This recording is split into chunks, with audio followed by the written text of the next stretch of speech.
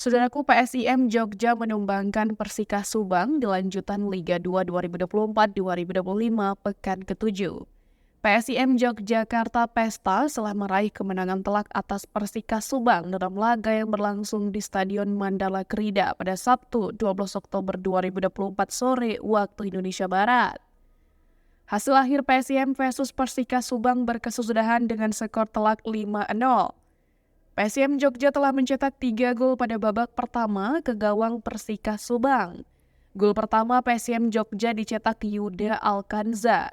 Gol pemain 26 tahun ini dicetak memanfaatkan umpan Rio Hardiawan. Rafinha lalu mencetak gol kedua Laskar Mataram julukan PSIM Yogyakarta.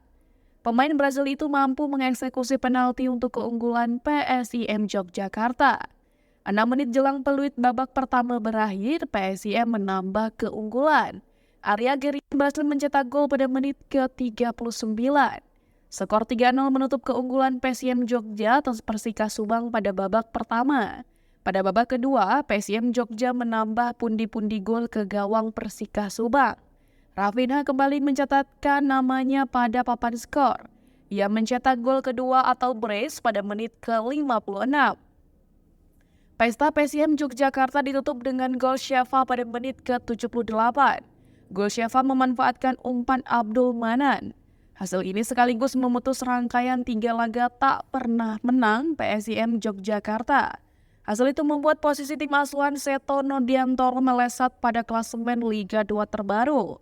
Kini PSIM Jogja naik ke posisi runner-up klasemen sementara Liga 2 dengan total 11 poin.